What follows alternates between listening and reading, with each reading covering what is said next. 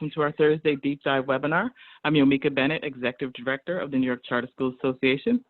We here at the Association are thrilled to announce a partnership with NWEA, Credo, and the state's authorizers to ensure that all charter schools in New York have access to rigorous, nationally normed baseline and end-of-year assessments. This, as you probably know, is more important now than ever for students in schools, and also offers some opportunities for the New York charter sector to continue to play a leadership role nationally in terms of collecting and analyzing data. I'm joined today by David Frank, Executive Director, NYSID Charter Schools Office; Janet Klein, Data Team Lead at NYSID Charter School Office; Susie Corello, Executive Director of the Charter Schools Institute; Jeff Wasvez, Executive Deputy Director for Accountability at the SUNY Charter Schools Institute; Jen Bunkdell, Director of Performance and Systems, SUNY Charter Schools Institute; Mackie Raymond, Director of the Stanford Credo Institute; and Brad Banich, Regional Manager of National Accounts at NWEA. Today I'm going to share a little bit about this initiative, then ask David, Susie, and Lori to share their perspectives on the importance of using data to help drive instructional decision-making. And then I'm going to ask Mackie to talk about the potential for future research and analysis and how this benefits individual schools as well as the larger charter sector. Then we'll turn it over to NWEA to walk through how schools that currently use the NWEA tools can participate, as well as schools that would be new to NWEA, and how they can plan to implement their baseline assessment tools this fall. As many of you likely know, the NWEA MAP assessment is one of the strongest nationally normed tools for assessing student growth. We're not trying to endorse any one particular group, and we know the authorizers aren't either. In order for schools to have the richest comparison data, however, to other schools in the state, and even in specific geographies within the state, using one tool that also has a national comparison data is hugely powerful. Individual schools that participate will receive student and school level data that Brad can talk more about later. In addition, schools can elect to share that data with Credo in order to facilitate additional analysis that Mackie will describe. The benefit to individual schools is, of course, important information about where students are starting the school, where students are starting the school year, and what growth they will have made by the end of the year. In addition, this data will be able to be placed in a larger statewide and state-specific context that can inform conversations with authorizers that David, Susie, and Lori will talk about shortly. Basically, it's like extra credit. It can only help and it can't hurt. So with that context, David, Susie, and Lori, welcome. Can you say a little bit about your thoughts for this initiative? Sure. So I'm going to, I'm playing the role of Lori today. Lori regrets that she couldn't make it, and we had a call earlier today where she gave me some talking points that she wanted me to convey, and I wholeheartedly agree with the information that Lori passed along. So I'll speak on behalf of Lori, but this is also for Board of Regents authorized charter schools as well. We're both deeply concerned about the loss of learning for students right now, as I'm sure all of you in your schools are. We are requiring that all schools have a strong assessment plan in place as you begin the 2021 school year, not only to help teachers identify next steps and help support instruction for particularly vulnerable students, but also for the school to help them identify trends where teachers might need more support, where additional resources might be needed.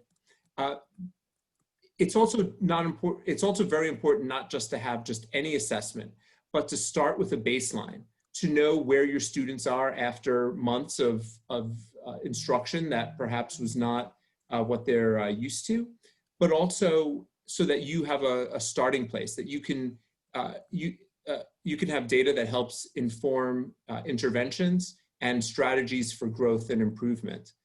And so we think that any assessments doing that work, whether it's the MAP or homegrown assessments or any tool that your school wants to use, as long as it would benefit you to do those things, it's a value add for us. Certainly having an assessment that is normed not only locally but nationally is a value add.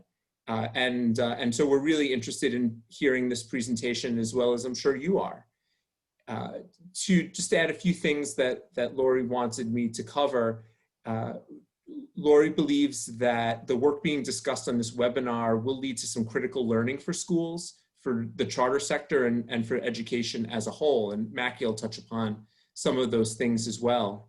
But our shared priority, and I would say our shared priority both at SED and DOE, are that schools have strong assessment plans and systems in place that are practical and functional for your school community. I was speaking with the leader, the head of school for Voice Charter School yesterday, and I was talking to him about data, and he said, only collect data that will be actionable for you. Don't collect data just for the sake of collecting data. That's something that I know we strive to internalize at SED, and we hope that your schools will as well.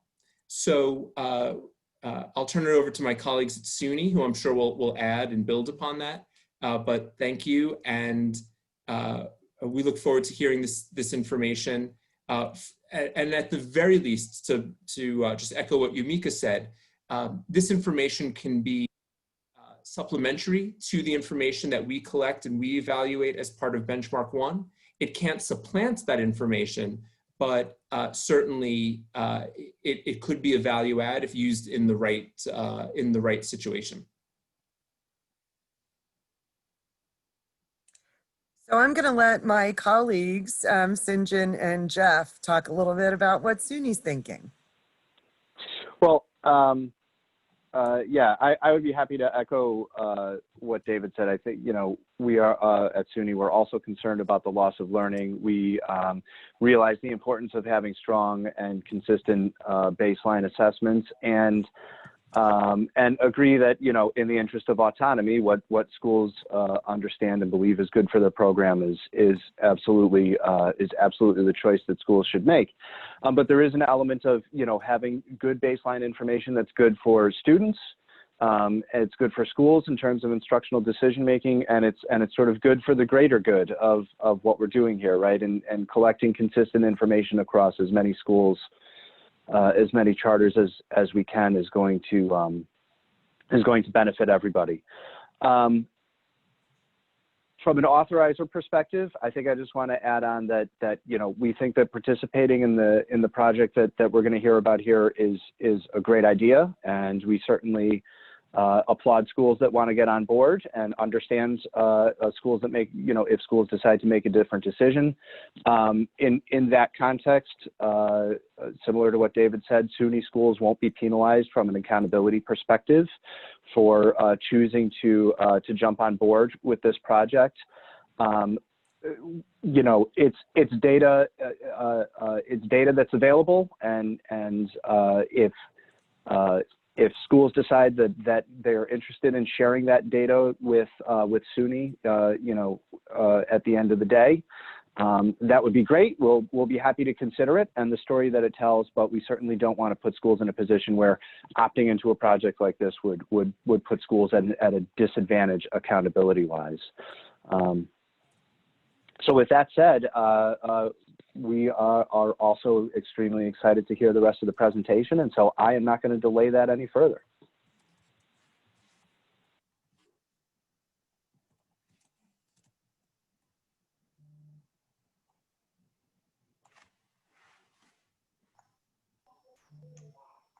Yumika, you might be on mute. But I think at this point, Mackie, could you share a little bit about how you're thinking about what sorts of analysis Credo could use this data for, and what sorts of analysis would be possible and how it could be helpful to schools? And also, if you could speak to how data sharing, as the authorizers have sort of already alluded to, how that data sharing could work.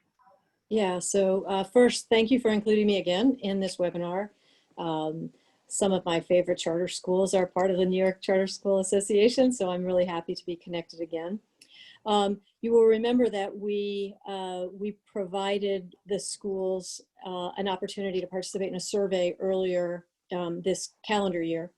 And those data, I think, were incredibly important to help schools understand how they themselves responded to the particular challenges they faced with the school building closure and with the pivot to remote learning. Those those results were an outstanding picture of effort and of resilience, and it tells an incredibly important story about charterness that I personally applaud, and I think it makes a good contribution both to your own understanding of how the schools can operate and potentially pick up some tips and tricks from that, but also then to be a representative portion of the sector as a whole. And so we're interested in continuing to follow along with the charter schools in this academic year. We are in the process of resource development so that we can continue the survey work that we did last year and listen carefully to what you're doing and turn that information around quickly to you so that you can see how schools are doing, what they're doing, and how they think of their choices. In addition, we've been having really productive conversations with NWEA. Brad is here on the call and he will speak a little bit later, but we're also looking at folding in both historical performance data to the survey series that we're going to do, plus also integrating some of the survey results with the NWEA baseline data for the fall. This is where I think the biggest payoff for schools will happen, because the interplay of how the various sets of schools respond to the challenges this year, coupled with their performance data, I think gives them and their students and their educators tremendous information to help plan how to best meet the needs of students and educators. And I include both of those in the scope of what we want to look at. And then at the end of the year, depending on how many assessments happen this year, there'll be an opportunity to follow on and connect the dots again to say, how did schools end up? How did their students perform over the course of the year, given all the challenges that we see? And how can that information then be helpful to schools and parents and families and the community to understand how best to track a recovery path so that all students can get back on track? So very briefly, that's it. I'm happy to answer any questions if there are any in the Q&A period, but I wanted you to know how excited we are at Credo to participate in this phase of the work, and just really applaud you for all the incredible hard work that you've put in to ready yourselves for the school year. So we want to help tell that story. Back over to you folks. Thank you very much, Becky. That was great. So Brad and the team from NWEA, can you walk schools through what the NWEA assessments are? How they work, when and how they're administered, et cetera. For schools that don't already use them, how would they start? And for schools that do already use them, do they need to do anything in order to participate? Yeah, I'm happy to share, and thanks so much for the opportunity to meet with the group today. I'm actually going to get a screen share going here because I've got some visuals to speak to and get that set up and rolling here. So give me just a second. Okay. And you should be able to see a slide that says ready to learn map growth. Just give me a thumbs up on your camera if you are seeing that, so I know, all right, awesome, we're good to go. Well, thanks again for the opportunity. Really, I just put together some brief talking points to share with you all today to really kind of explain what NWEA's map growth assessment tool is, the type of data that it provides, and how that can be useful in some of the scenarios that you are working with right now. And then obviously we'll have some time for Q&A at the end as well, if that would be helpful. And I believe that's going to be facilitated by the team. And we've also got the Q&A box going as well. So what I want to start with is just kind of talking a little bit about the basics of what the map growth assessment is. And it's a computer adaptive interim assessment. And so when we break that down, what that means is a computer adaptive assessment is one in which the difficulty level of the items are adjusting in real time as the student is taking the assessment. So as they're answering items correctly, they'll see more challenging content. And as they answer items incorrectly, they'll see less difficult content. It's a very unique experience for each individual student. It's kind of like a personalized assessment being built right there in the moment, on the fly, for that unique student. You won't know what questions are going to see ahead of time because the questions that they're presented with are based on how they responded to previous items.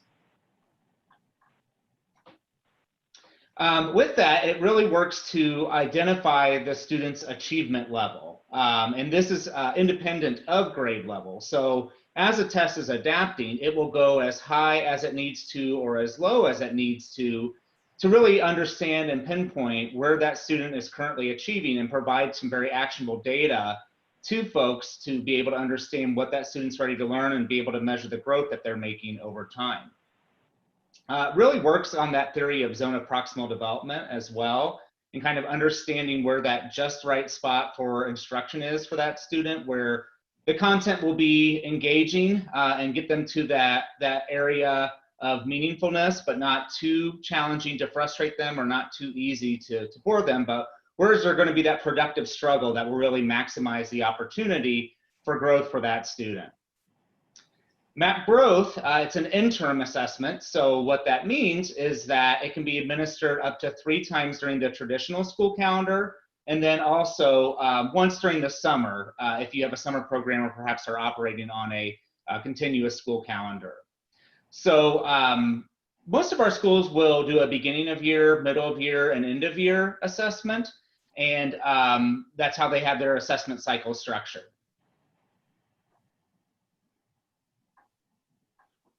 Okay. Yeah, I saw a question here about how long does it typically take a student to take the assessment on average. The test is untimed, so students can take as much time as they need to on each question and on the assessment as a whole. Usually, as a rule of thumb, we advise to our partner schools that about 45 to 60 minutes is about the average amount of time it takes a student to complete one subject area assessment. The test can be paused and resumed if a student needs more time than the chunk of time that you've scheduled, or if they need accommodations that need to be provided and so forth. So I'm going to go ahead and advance here to the next slide. And in this slide, we're going to kind of use this as a visual to walk through how the MAP test works. And so what you'll see here on the left-hand side of the screen is the scale that the MAP growth assessment is built upon and that we use to measure students' achievement on the assessment. The easiest way to really understand and remember the RIT scale is it's just like a ruler or a yardstick. It's an equal interval vertical scale. And just like you would use a yardstick to measure a student's physical height at one point in time, and then use a yardstick later down the road to measure their height again, and you use that same instrument, that same scale, every time you take a measurement, that's the same concept with the MAP growth assessment. Our RIT scale is what we use to take a measure of a student's achievement level at various points in time to understand where they're achieving and also see the growth that they're attaining over time. The other thing that's important to know about the RIT scale is that the items on the MAP growth assessment are calibrated to this scale. So every item has a RIT value that's expressing that item's level of difficulty. So let's kind of walk through an example here. When you have a student who takes the MAP growth assessment for the very first time at your school, they haven't taken it before, the first item they'll be presented with will be about a median grade level question in terms of its difficulty.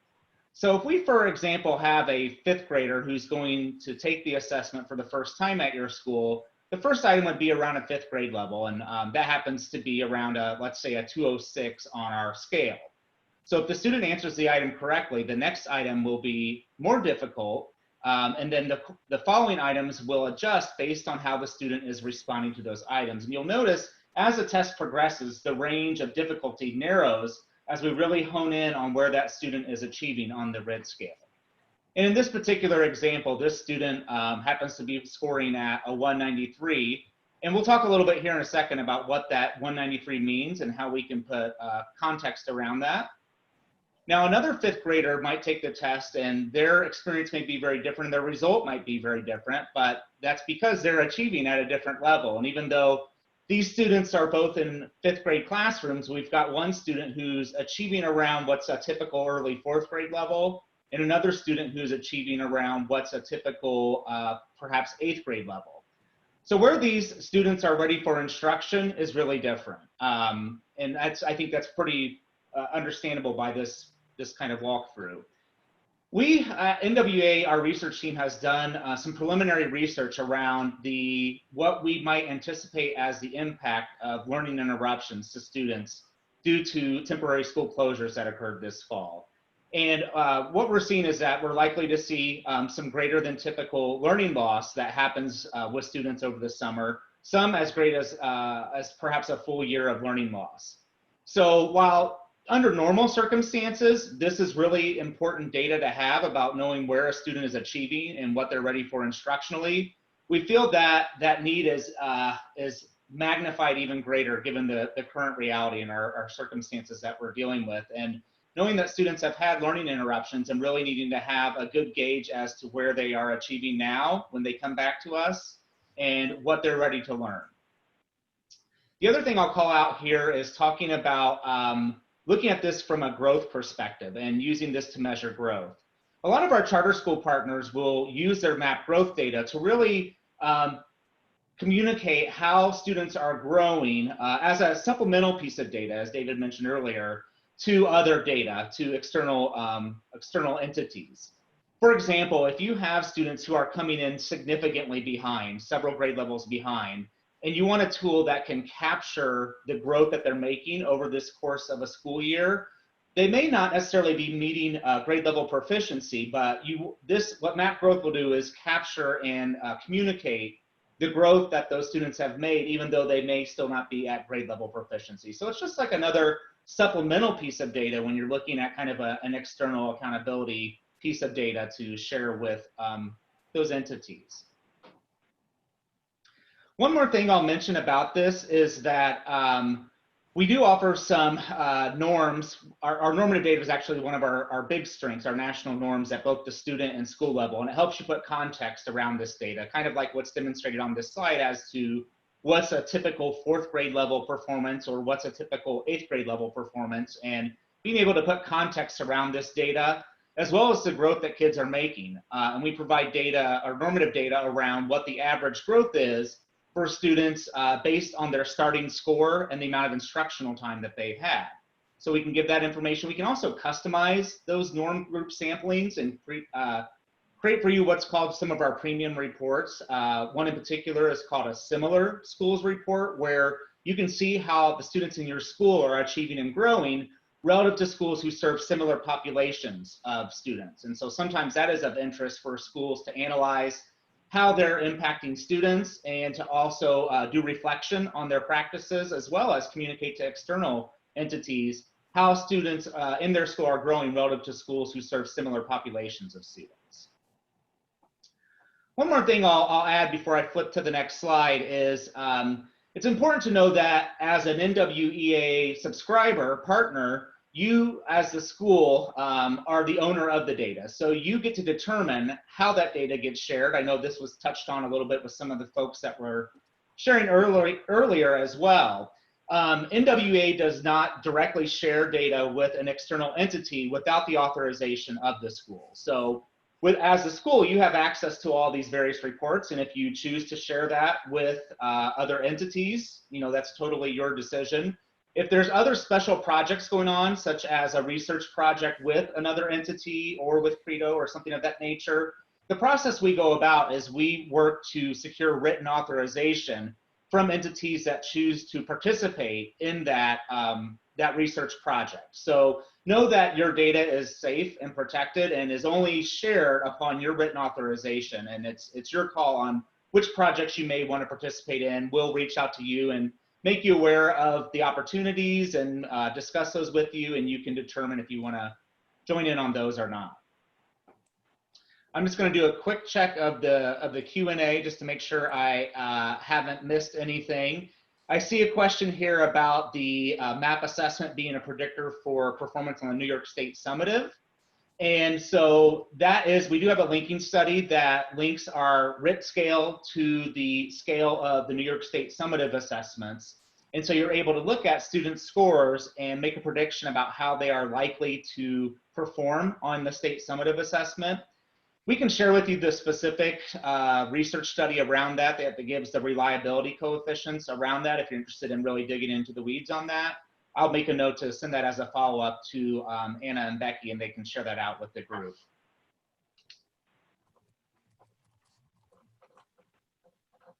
And I see another question here about price. I've got a slide about that at the end, so I'll be sure to share that information, considering obviously the current crisis, financial crisis that many of us are grappling with. So I'm going to go ahead and flip to the next slide.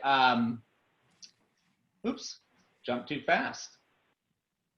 So what I want to talk about next is just a very high-level overview about what it looks like to administer an NWEA MAP growth assessment to students. And so the design of our system, it's a web-based application, so it's all done online. And the way that it's set up is that the proctor, there's a individual who will be proctoring what's called a test session. So they're live proctoring while students are taking the test, whether it be in person or whether it be remotely. And we'll talk a little bit about that as well, again, given our current reality.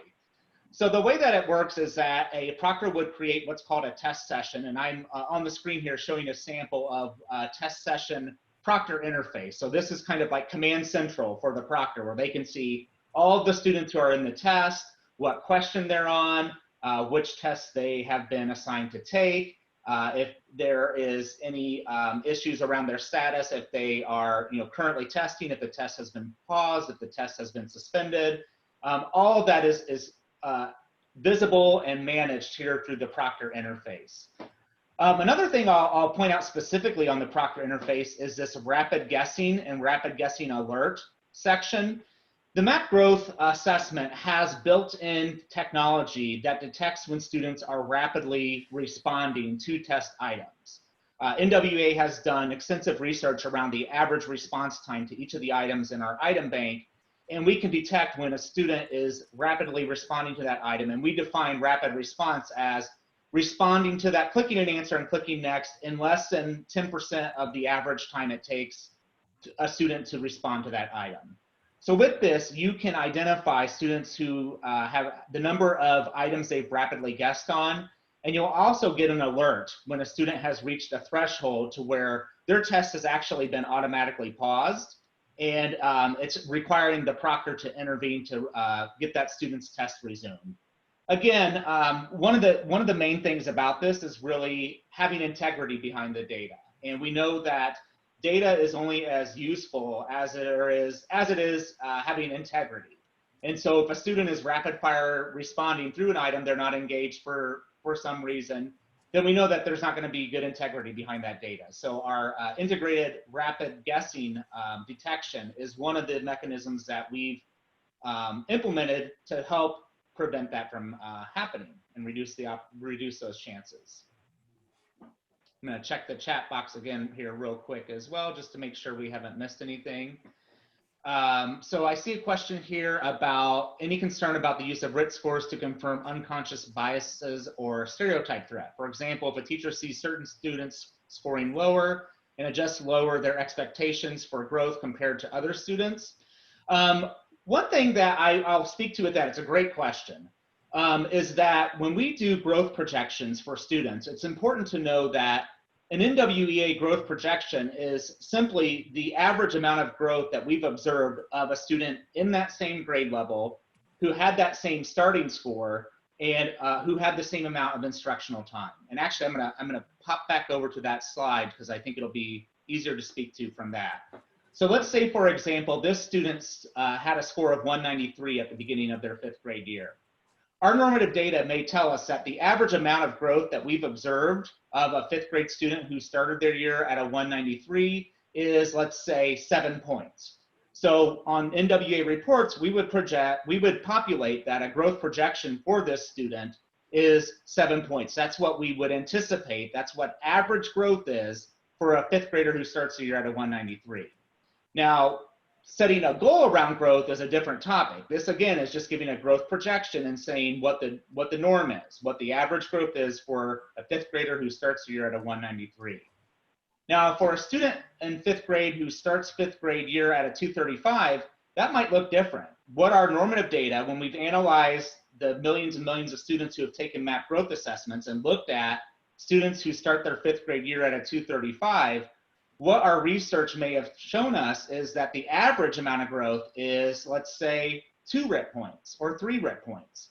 So when we populate a growth projection on reports for this student, we're going to say that their growth projection for the end of the school year is 3 points. So it's going to be different for every student depending on what their starting score is. And again, we're just equating that to what we have observed as average growth of students starting at that score in that grade year.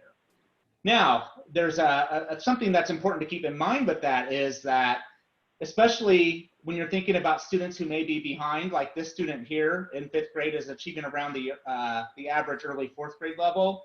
If they continue to make the average amount of growth, they're likely going to stay right around that point and always be maybe a little bit behind. So there's a difference between looking at what is average growth and setting growth goals. And we're going to talk about that as well. But I think that is, Amy, that's a good question that you bring up, to even outside of what I just explained, and how and educating our teachers and using this data and understanding this data and using it to its fullest advantage. So let me, as far as when the students take the test, this is kind of what it looks like when they go to sign into the assessment. Typically, we have what's called a secure testing browser, which is a browser application that a student would launch on their device, and it would only allow them to operate within that application while they're testing. Also, there's apps for Chromebook and iPad as well. However, that's under what we would consider typical conditions when students are testing in person.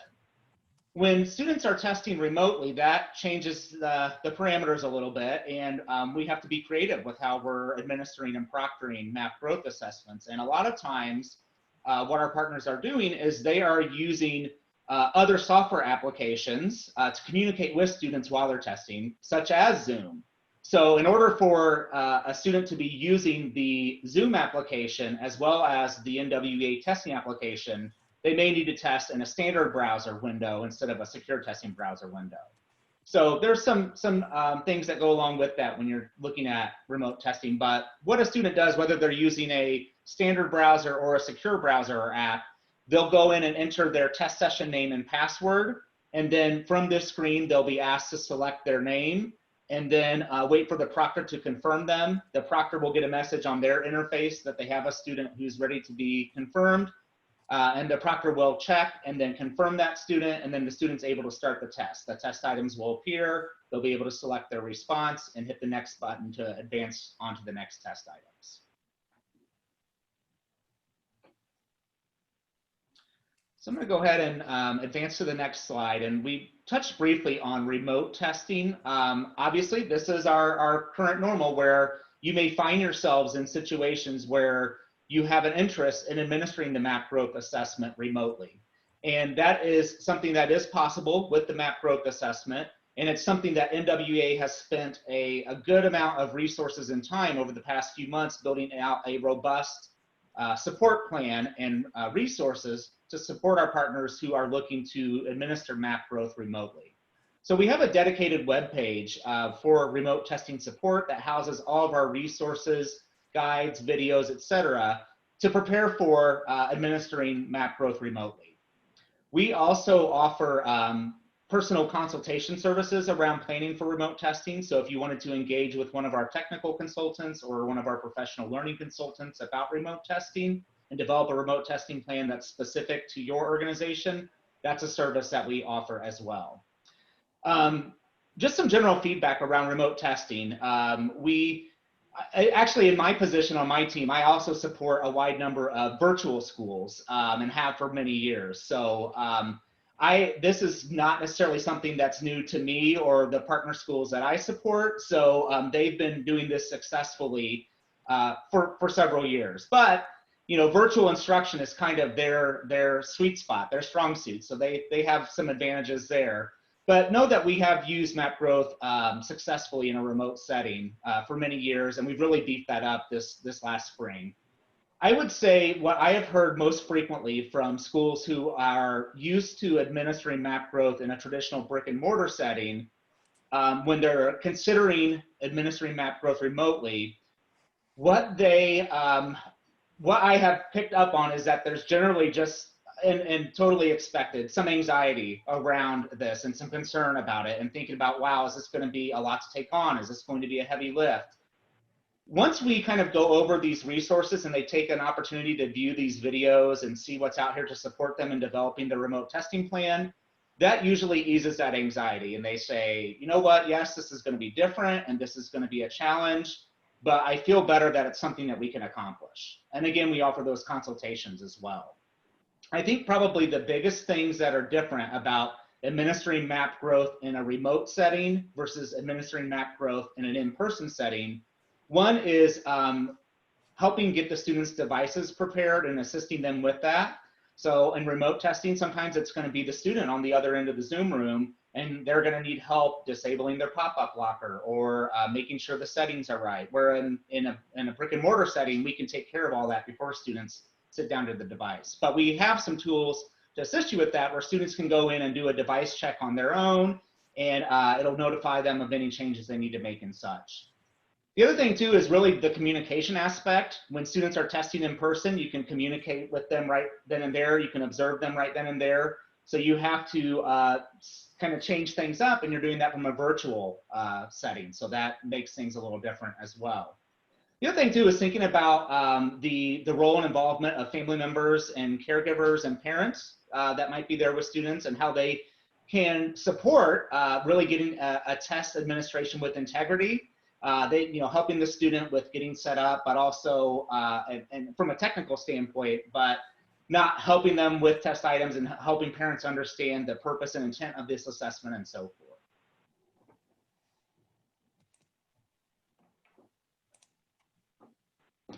Okay, so I'm going to go ahead and skip over to the next slide now.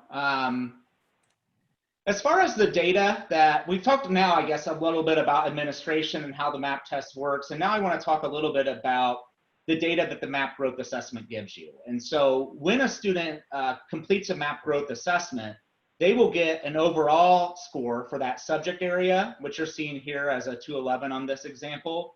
And they'll also get a score in each of what we're calling the instructional areas of MAP growth.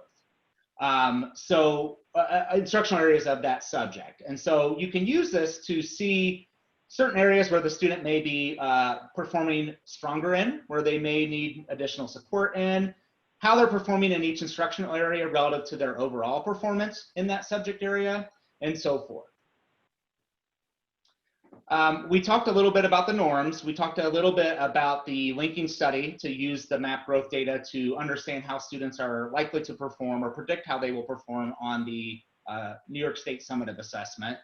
Other ways the data can be used is to inform instruction. So what you're seeing a screenshot of here is our Learning Continuum tool. And what this is this is a tool. It's on the reporting platform that teachers have access to with their login credentials. And in this particular example, I've selected the numbers and operations instructional area, and I've selected the 201 to 210 RIT score range. And so what this does is it tells me the students who were performing in that 201 to 210 range in numbers and operations. It shows them grouped here on the side. And then here in the middle, it shows me categorized by standards, which skills and concepts are in that range and therefore would be in those students' zone of proximal development. So this can be a tool that can help me differentiate instruction, as well as do scaffolding to my core instruction to meet kids where they are with their zone of proximal development and skills and concepts that they're ready to learn. This can also be helpful too when you're thinking about not only scaffolding and differentiation of core instruction, but in supplemental instruction for students. If we really have some supplemental instruction that we're really wanting to hone in on, that we can do that as well and use this information to inform that. Saw another question pop up here, and I think that okay, yeah, looks like the other ones have been addressed, okay. The next slide I want to show you is the screenshot of what's called our student profile. This is like an interactive dashboard that will display you some very comprehensive data about an individual student. So when thinking about what type of data would be available to me on an individual student, or to look at through the lens of looking at an individual student, this would be an example of that. The way this is set up is it has the subject areas across the top, and you would click on whichever button you're wanting to take a look at. In this particular example, we're looking at reading. And then there are different modules within the student profile. So we've got the comparisons module, the instructional areas module, growth goals, and growth over time. Our comparisons module gives us information to help us put context around this student's score. And what percentile are they growing at? What percentile are they achieving at? What's their Lexile level? How are they predicted to perform on the upcoming state summative? Things of that nature. The middle module here, the instructional areas, is going to display the student's score for each instructional area of that subject and indicate which one is a suggested area of focus, which one is a relative strength. And then you can drill into each of these as well to pull up a similar view to that learning continuum where you can see what skills and concepts are in that student's zone of proximal development. The growth goals tool or module will show us it's an interactive calculator tool where we can set different growth scenarios and record those and track those over time and set, sorry about that. Well, my dog Nico wanted to comment on that as well. Set growth goals for that student and look at different scenarios about how likely those growth goals are attainable and track them over time. And then that module there at the bottom is looking at historical data for that student. As long as they've been taking MAP growth in your school, what their RIT scores have been over time and how those have changed, what achievement bands have they been performing in over time, and you can populate different points on that graph as well to use it as comparative data.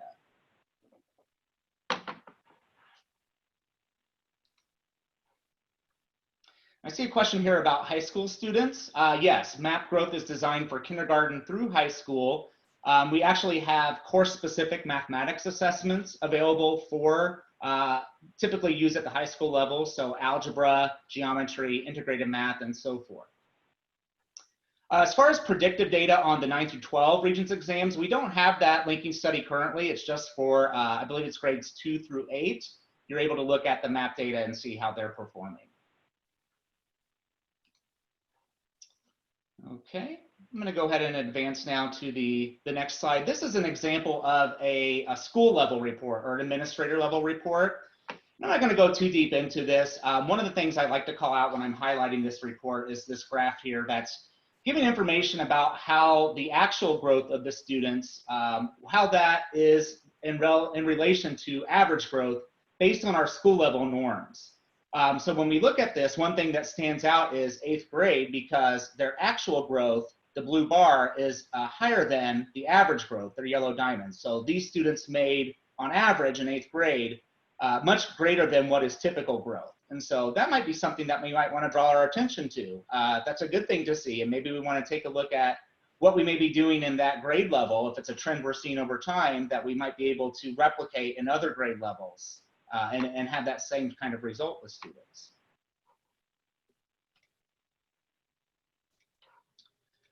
Okay, the next slide here, I just want to make mention also to what's called our Instructional Connections program. And what this is all the organizations and products that you see on the screen here, NWEA has business partnerships with, where these products have the ability to take in data from the MAP growth assessment and use it to inform activities or pathways, instructional activities or instructional pathways for students so that they can use that and work on instruction and content that's aligned to what their MAP growth data is indicating they're ready for instructionally.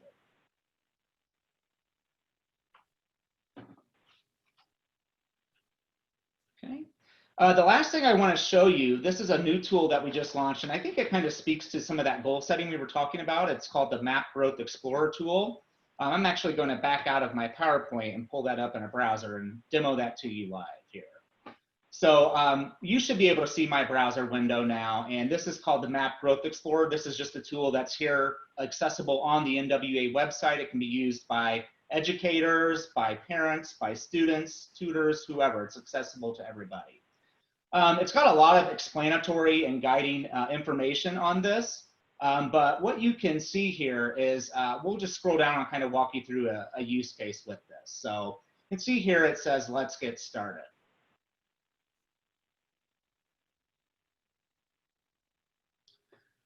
And on this, what you would do is you would input the grade level for the student that you're wanting to take and do an analysis of. the state in which they are being educated or located, what their RIT score was for, let's say it's this fall. And in this case, I input that the student had a 213 and it was a subject area of math. And so it tells me the student's overall score was a 213 and the student's achievement level is at the 60th percentile. And that's based on our national norms. So they are scoring higher than 60% of students in the fall at the same grade level in 5th grade. Now the Growth Explorer tool will allow us to explore what would be an average growth goal, what would be a stretch growth goal, and what's a custom growth goal. So remember, average growth is just what we have observed of other students in the same grade level who also started at a 213. It's just strictly normative data.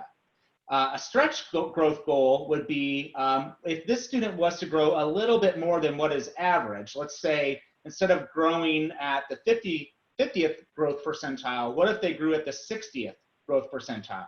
What would that be? And then a custom growth goal is where you can actually enter in your own growth goal and it can give you some information on that. So in this example, what it's telling me, oh no, of course it just went blank on me. There we go. Saved by the bell. What it's telling me here is that the college readiness benchmark, and actually I'm gonna go in and change this back to New York because I really like that example. The page just happened to refresh on me because I had it open in the background for about 2 hours now and it did that for me. So what the data tells us is that for the average growth for a student who has a 213 in the fall of 5th grade, average growth is 10 points. So if they were to grow 10 points in the spring of 2021, they would be at a 223. If we were to set a stretch growth goal and go just a little bit beyond what average growth is, and this student is growing at the 60th percentile rather than the 50th percentile, which is average, that would be 11 points of growth. And so that stretch goal would be 11 points and it would be a 224 for this student. Now the custom growth goal, what I put in here is a 226. And the reason for that is 226 is the RIT score that our linking study says a student in 5th grade, in the spring of 5th grade, if they're scoring at a 226 or above, they have a 50% or greater probability of being in a passing category on the state summative assessment. So if my thinking is, yeah, average growth is 10 points, stretch growth would be 11 points, but if I wanted this student to be at that cut point for what we're saying is a predictor for passing the state summative assessment, the student would need to grow 13 points and get to a 226. And so when I look at that here, it says a custom growth goal of 226, approximately 31% of similar students, that means students starting the year at a 213 in 5th grade, meet or exceed this level of growth. This growth goal is challenging and would have a positive impact on your student's achievement level, if attained. And then it also recommends considering whether sufficient resources and supports are available to help the student reach that goal. To know that a student's going to make greater than average growth and greater than stretch growth, we're really going to have to make sure we're being intentional about what the plan is to provide additional support and resources to that student to meet that goal. Okay, so I know we're starting to come close on time, and I think that we timed that well. I'm going to go ahead and check the Q&A and also redisplay my last slide that gives some contact information. For those schools in New York, charter schools in New York who are not currently using NWEA tools, you're not current partners with NWEA, I'm your representative. You would reach out to me. My email and direct line is there on the slide, and this has been shared with the association as well. I'm sure they'll be sharing that out to you. And then for schools who are already using NWEA tools and partner with us, if you want more information or additional support or resources about anything discussed today, you would want to reach out to your account manager. It likely is going to be Tiffany Luther, in some cases Shalanda Lobin, but it varies a little bit by school. But if you're not sure of who your account manager is, feel free to send me an email and I'll get you connected with the right individual. Or I've also put the NWEA's main phone number there, and you can call and just ask to speak to your school's account manager. So I'm going to check the Q&A box real fast, and I know there was a question about. Yeah, Brad, could I just, because Mackie, we only have a few more minutes with Mackie. And there are, I think, the vast majority of NWEA questions, but would love, if you don't mind, because she has to jump shortly, to ask Mackie to field the question from Maureen about whether or not iReady is a viable tool to measure baseline and diagnostic data. So thanks for the question. And Maureen, the quick answer to your question is yes, it does have those capabilities, but I want you to be very clear about the fact that the evidence base that is behind iReady is nowhere near as robust as the NWEA test base. And so what that means for you is that you will get diagnostic information based on the assessments that are tied to their instructional program, but they may not be completely aligned to either the state summative test at the end of the year, or they may not have enough students in their prior test bed to be able to give you really solid understanding of where your student stands relative to other students that look like them. And so, yes, the iReady platform does provide you assessments that are tied to their own program, but what you want to worry about or think about is whether or not that actually extrapolates or extends beyond just that platform to larger questions that you're going to be wanting to answer, you and your team. Yeah, and if I could just extend upon that, and thank you so much, Mackie, and I know that you're back to back and on the West Coast, so this is not the end of your workday, but the middle. And although the middle for many New York folks as well who are planning to open schools or who have been in the middle of opening schools this week. The only thing that I would add is, again, to reiterate that our goal at the association, and I know I speak for all the authorizers when I say that our goal is not to anoint any single operator of test.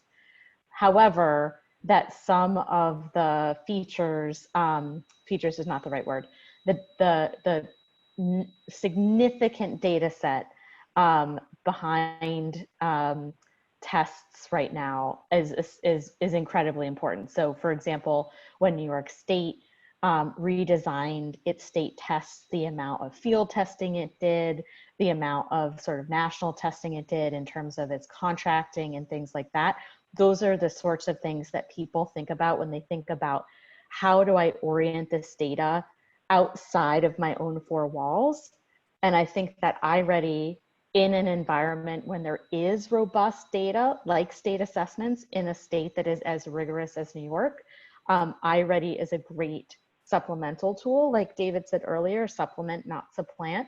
But in this moment and for the sorts of comparisons that I'll even be honest, like I as a parent am interested in, and that boards and that authorizers, and then the ability for an organization like Credo to do really robust analysis and say, we can draw conclusions from this data.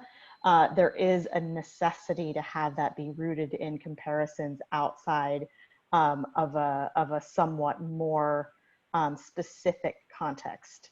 So not to say that at this point, my personal perspective, the association's perspective, and I think I would speak for everyone on this call, is have an assessment, get a baseline, right? I'm seeing some smiles and some nods. Have an assessment, get a baseline, have a plan and a contingency if there is not an end of year state assessment.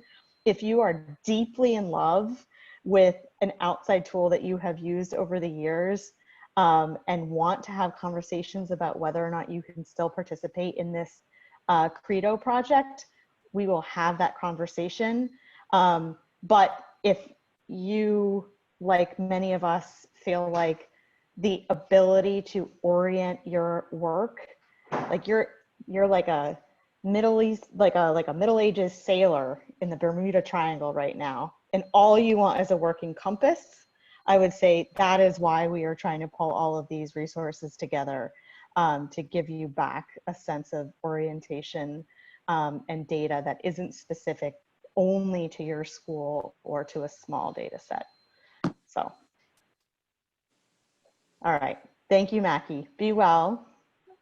Okay, and so Brad, there are a couple, I know we only have a couple of minutes left, so I will say we'll field some of the remaining questions, but we'll also say We are going to be sending out a follow-up email to folks who participated today and to the sector to make everyone aware of this opportunity, this project, this collaboration. But Brad, could you speak a little bit to the couple of questions that are in the Q&A about, in particular, price? And it looks like maybe you answered Spanish. Yeah, I answered, I offline. typed answers into a couple when I was typing up the one about price, but it'll be easier to speak to. So Perfect. so we'll do that. And can you speak yeah, to so, price and next steps, and then we'll wrap and we'll say, if folks have questions, reach out to any and all of us. We can drop Brad's email in the chat, but certainly if the association is happy to be helpful. All of the authorizers are here because they're all in. And this is an ongoing effort. And so we know that this is an incredibly busy time, but we also didn't want to sit on this if the baseline assessment opportunity was something that was exciting and interesting to folks. So with that, Brad. Yeah.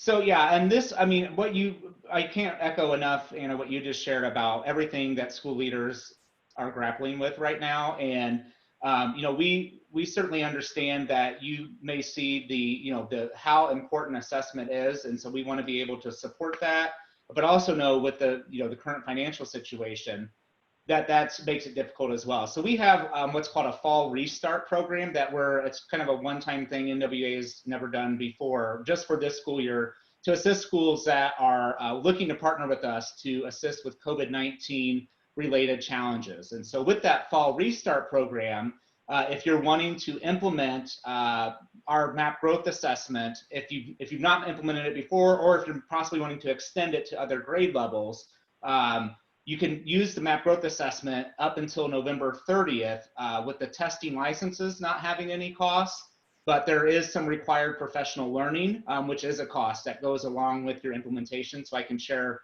more details about that with individual schools who are interested. I can connect with them and share that info. It kind of varies depending on which professional learning you would want to utilize, if it's, number of sessions, it's, the virtual, the length of it, and so forth. But yeah, and then if you want to continue using MAP growth beyond November 30th, then it's prorated accordingly for the remainder of the school year.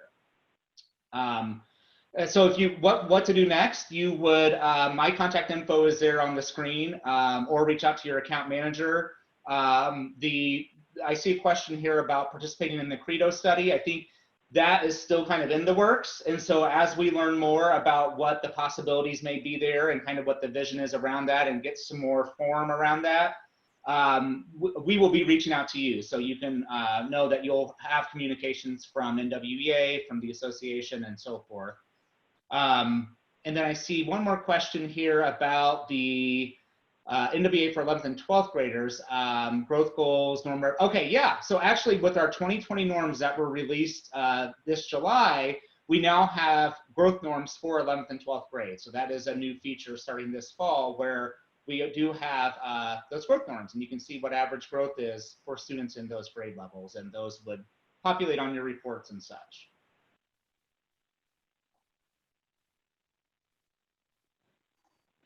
Great. Okay. Oh, Yomika? Handing it back that's to okay. you. Go ahead, Dan. No, Thank you. I only out of the corner of my eye saw that your Zoom might have crashed. So apologies for not sufficiently multitasking. Yes. All and you. it's being gracious. I'm having serious technical issues, but I'm good now. So I want to say thank you to everyone. Thank you for patience while I dealt with my technical issues. Thank you for this great presentation. Or everyone on the call, please make sure you make note of how to get in contact with the teams here to make sure that you can be involved in studies to the extent that you want to, that you can get involved with the assessment process. Stay tuned on what's coming from on how to participate in the Credo study. Thank you very much again for being here as always for our Thursday Deep Dive webinars. We'll see you again on Tuesday for our Tuesday weekly webinar. In the meantime, please enjoy the holiday weekend and stay safe.